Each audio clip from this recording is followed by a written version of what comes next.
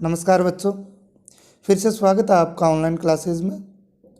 प्यारे बच्चों, हमने अब तक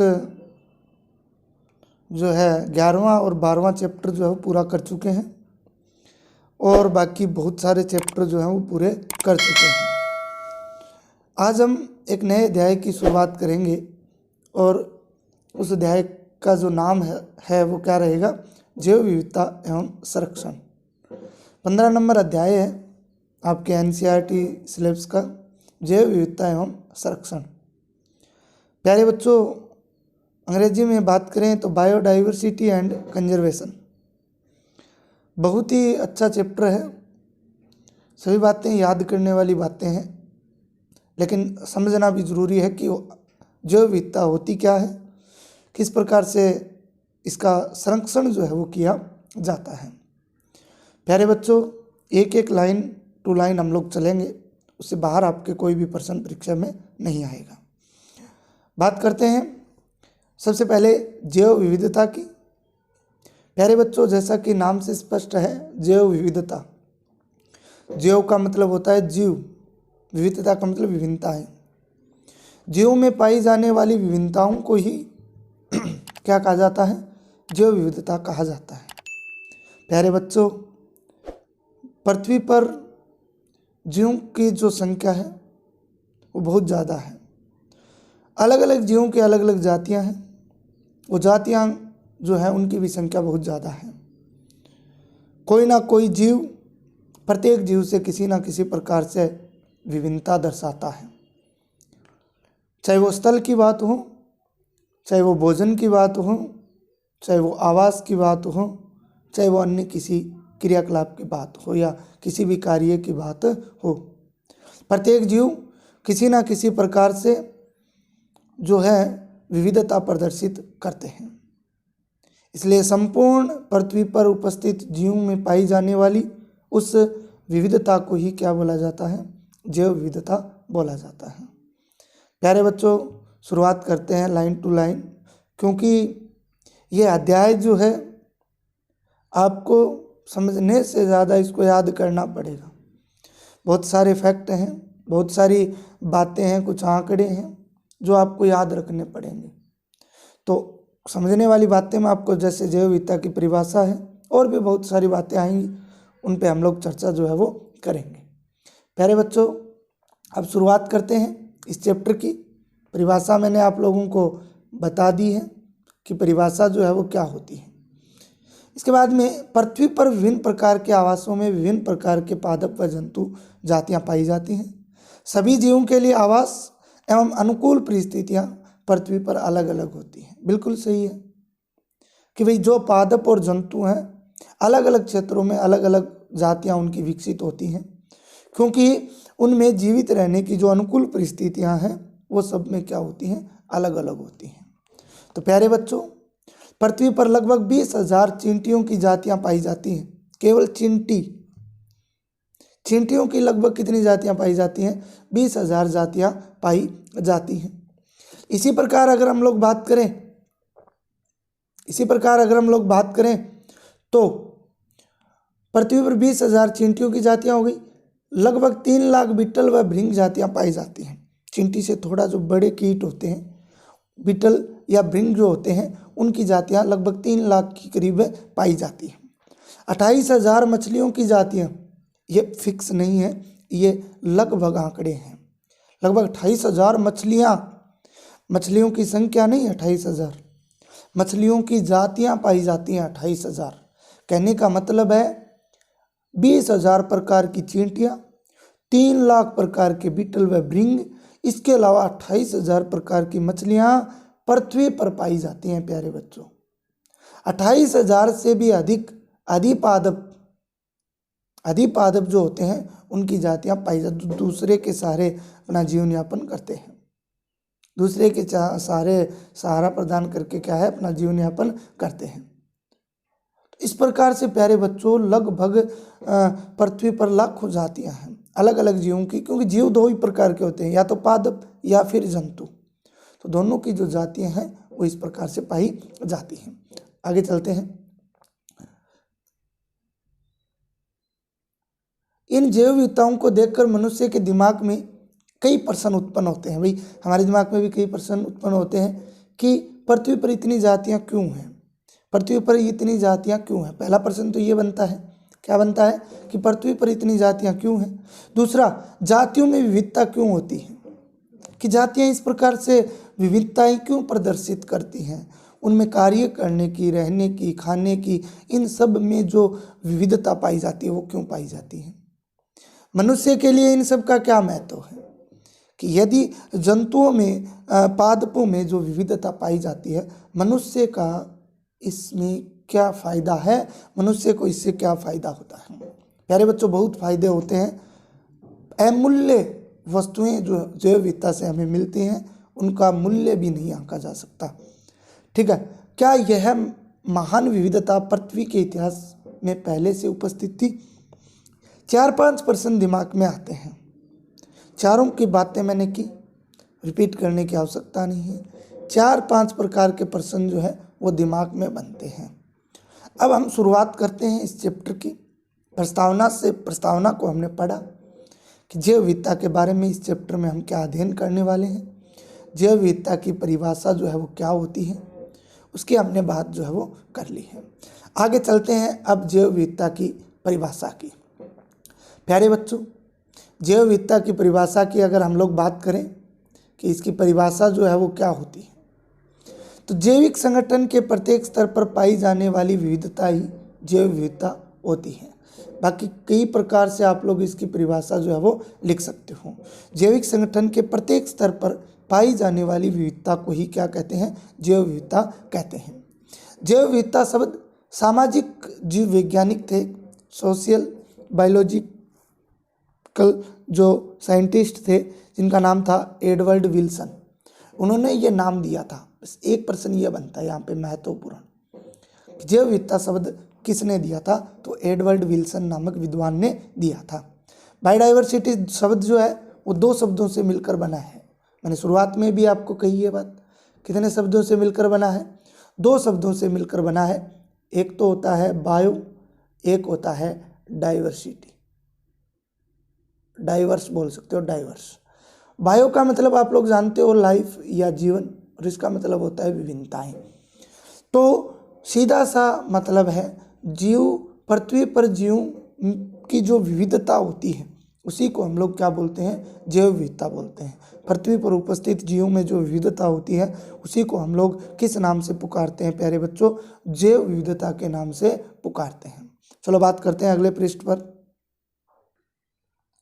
अब देखिए प्यारे बच्चों, हम लोग जो बात करेंगे वो करेंगे कि जैव विविधता को कई प्रकार से विभाजित किया जा सकता है। कितने प्रकार से, कई प्रकार से। हम मुख्य रूप से 3 प्रकार पढ़ेंगे, एक तो आनुवंशिक विविधता, एक जातीय विविधता और एक पारिस्थितिकीय विविधता की जो है हम लोग आज के इस वीडियो में बात करने वाले हैं कि जैव विविधता के जो प्रकार हैं वो कितने प्रकार होते हैं। तो आपके मुख्य 3 प्रकार दे रखे हैं। कितने प्रकार दे रखे हैं प्यारे बच्चों, 3 प्रकार जो है वो दे रखे हैं।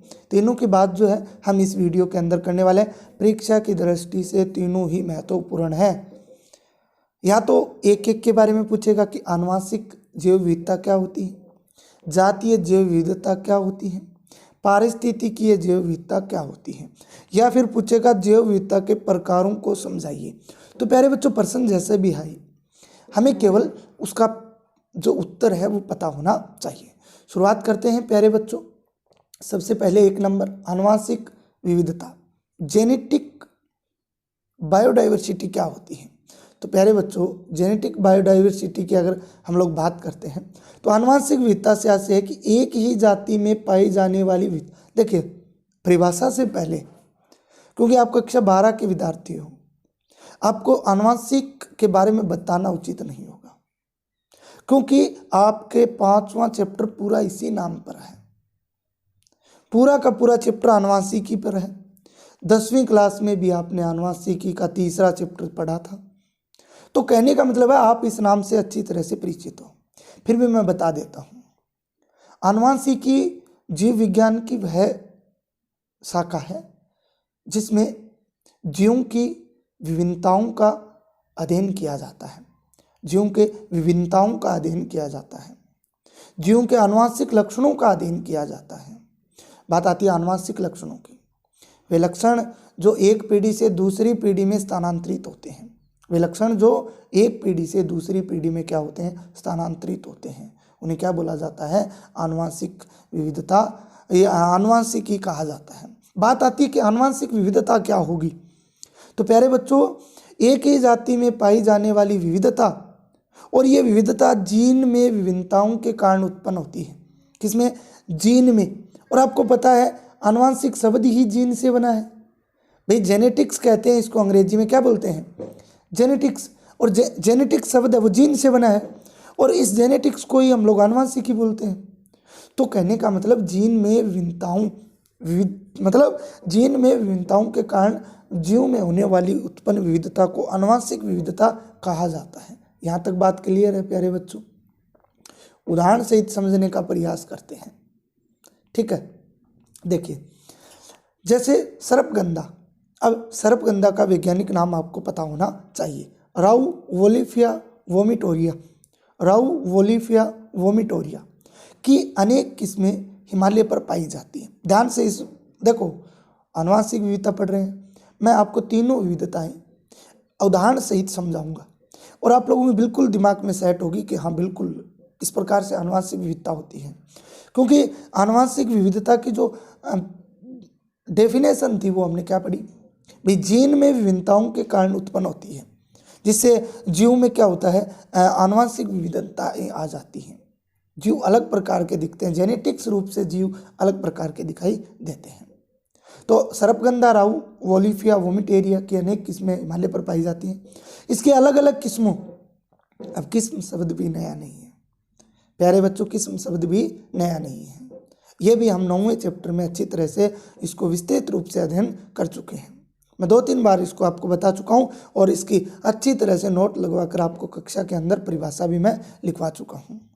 तो प्यारे बच्चों, अलग अलग किस्मों, अलग अलग सांद्रता वाले रेसरपिन नामक रसायन प्राप्त किया जाता है भाई। जो सर्पगंधा है, जो हिमालय पर पाया जाता है, इसकी अलग अलग जातियाँ हैं, अलग अलग किस्में हैं। उन अलग अलग जातियों, अलग अलग नस्लें हैं। ये नस्ल तो जंतुओं के लिए हम लोग किस्म जो है पादपों के लिए काम में लेते हैं, बाकी कोई ज़्यादा इनमें बड़ा डिफरेंस नहीं होता है। एक रेसरपिन नामक रसायन पदार्थ, इसका नाम आपको बहुत ही ज़रूरी जो है वो याद रखना है, ठीक है। प्राप्त किया जाता है, जो मानव के लिए औषधि निर्माण में महत्वपूर्ण होता है। मानव के लिए किसमें महत्वपूर्ण होता है, औषधि निर्माण में महत्वपूर्ण होता है। इसी प्रकार भारत में चावल की 50,000 से अधिक व आम की 1,000 से अधिक जातियां पाई जाती हैं। अब देखिए यहाँ पे फिर आप लोग अब सोचोगे सर इसमें आनुवांशिक विविधता कहाँ स्पष्ट हो रही है। तो प्यारे बच्चों, आनुवांशिक विविधता स्पष्ट कहाँ हो रही है, पादप की जाति एक ही है, सर्पगंधा, लेकिन अनेक किस्में हैं उसकी, और उनसे अलग अलग मात्रा में रेसरपिन प्राप्त हो रहा है, अलग अलग मात्रा में। अब एक में ज़्यादा एक में कम क्यों हो रहा है, वो जीन में विभिन्नताओं के कारण हो रहा है। किसके कारण हो रहा है, जीन में विभिन्नताओं के कारण हो रहा है प्यारे बच्चों। तो मेरी बात को समझ रहे हो आप। इसी प्रकार चावल की 50,000 से अधिक जातियाँ, बच्चों भारत में 50,000 प्रकार के चावल पाए जाते हैं। आप लोगों ने 4-5 प्रकार के देखे होंगे, 20 रुपये किलो वाले, 30 रुपये किलो वाले, 40 रुपये किलो वाले, लेकिन 50,000 से अधिक जातियाँ चावल की पाई जाती हैं। इसी प्रकार आम की भी 1,000 से अधिक जातियाँ जो है वो पाई जाती हैं। आम भी बहुत प्रकार के होते हैं, हम भी लगभग 4-5 प्रकार के आम की जातियों से सीमित रह जाते हैं, लेकिन आम की भी 1,000 से अधिक जातियाँ भारत में पाई जाती हैं। दूसरी बात करते हैं समय न लेते हुए, दूसरी आपकी है जातीय विविधता। प्यारे बच्चों, जातीय विविधता की बात करते हैं तो आपको जिस प्रकार से आनुवांशिक विविधता पढ़ाई थी उसी प्रकार से सुनो कि यह विविधता किसी जाति स्तर पर होती, वो तो जीन में विविधता थी, जीन स्तर पर। यह किसमें है, जाति स्तर पर, जिसमें उसकी निकट संबंधी जातियों में विविधता को आंका जाता है। निकट संबंधी जातियों में विविधता को क्या किया जाता है, आंका जाता है प्यारे बच्चों।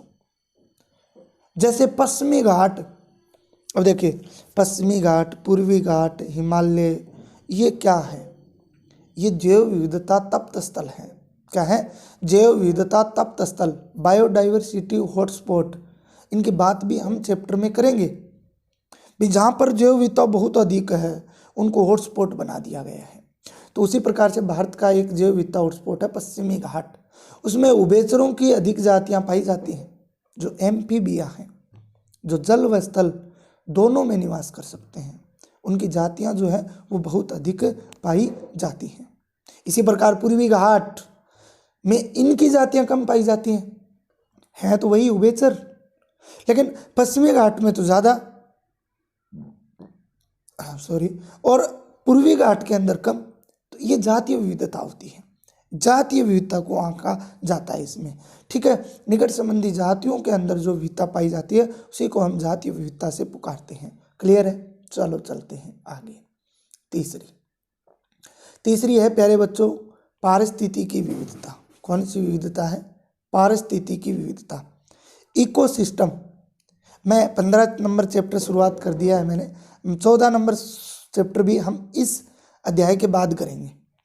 14 नंबर चैप्टर जो है वो इस अध्याय के बाद हम लोग पढ़ने वाले हैं। ठीक है, तो उसमें भी हम लोग जो है पारिस्थितिकी नाम है चैप्टर का, आपके इकोसिस्टम, पारितंत्र, इकोसिस्टम। तो मतलब क्या है, हमारे चारों ओर के वातावरण में जैविक और अजैविक घटकों के आपस में संबंध को ही पारिस्थितिकी या इकोसिस्टम बोला जाता है। ठीक है, तो पारिस्थितिकी विविधता, उस पारिस्थितिकी में पाए जाने वाली विविधता, पारिस्थितिकी स्तर पर पाई जाने वाली विविधता को ही क्या बोलते हैं? पारिस्थितिकी विविधता। अरे प्यारे बच्चों, तीनों ही नाम से संबंधित हैं। आपको पारिस्थितिकी का पता होना चाहिए, आपको जाति का पता होना चाहिए, आपको आनुवांशिकी का पता होना चाहिए। विविधता शब्द साथ में जुड़ा हुआ है तो आप लोग, और इनके उदाहरण अच्छी तरह से याद रखिए। जैसे भारत के रेगिस्तान, वर्षावन, मैंग्रोव, कोरल रीफ, आर्द्र भूमि आदि पारितंत्रों में विभिन्नता भारत में नार्व जो देश है उससे बहुत अधिक है। नार्व देश से क्या है? बहुत अधिक है। तो प्यारे बच्चों, इस प्रकार से हमने जो है क्या पढ़ा? जैव विविधता की परिभाषा, जैव विविधता के प्रकार, इनका हमने अध्ययन किया। प्यारे बच्चों, बहुत ही महत्वपूर्ण है, आप उदाहरण सहित इनके प्रकारों के नाम और इनकी विशेषताएं आपको याद रखनी है। तो प्यारे बच्चों, इस प्रकार से हमारा ये टॉपिक जो है वो पूरा होता है। इसके बाद एक दो बात तो मैंने नोट में लिखाई है, उसकी बात कर लेते हैं। उसके बाद में हम लोग आगे वाला टॉपिक जो है वो अगले वीडियो में पढ़ेंगे कि प्रकृति की समृद्ध पूर्ण विकसित जैव विविधता को एकत्रित होने में लाखों वर्ष लगे, लेकिन इसी तरह जाति क्षति की गति अगर जारी रही तो ये संपदा 2 शताब्दियों में भी कम समय में हम खो सकते हैं। विद्वान क्या कह रहे हैं? विद्वान कह रहे हैं प्यारे बच्चों कि जो हम लोग जैव विविधता देख रहे हैं, जो समृद्ध जैव विविधता देख रहे हैं, इसे बनने में लाखों वर्ष लगे हैं। लाखों वर्षों में बनकर ये इस प्रकार की जैव विविधता तैयार हुई है। लेकिन अगर इसी प्रकार से जैव विविधता अगर नष्ट होती रही तो प्यारे बच्चों क्या होगा कि आने वाली 2 शताब्दियों में ही, लगभग 200 वर्षों में ही हम इस जैव विविधता को खो देंगे। तो ये बातें अब हम आगे संरक्षण पर इस पूरी लाइन की जो है वो बात करेंगे कि किस प्रकार से जैव विविधता को संरक्षित किया जा सकता है। तो उसकी बात इन लाइनों के बाद जो है हम वहाँ करेंगे। तो प्यारे बच्चों, आगे वाला जो आपका टॉपिक रहेगा वो क्या रहेगा? संपूर्ण पृथ्वी तथा भारत में कितनी प्रजातियां हैं, उनके आंकड़ों की हम लोग बात करेंगे। तो प्यारे बच्चों, तब तक के लिए आप लोग जो है अपनी पढ़ाई को निरंतर रूप से बनाए रखें, रोज़ाना पढ़ें, जितना हो सके अधिक पढ़ें। तो प्यारे बच्चों, आज के लिए इतना ही। तो अगले वीडियो तक आप लोग पढ़ते रहें, मस्त रहें और व्यस्त रहें।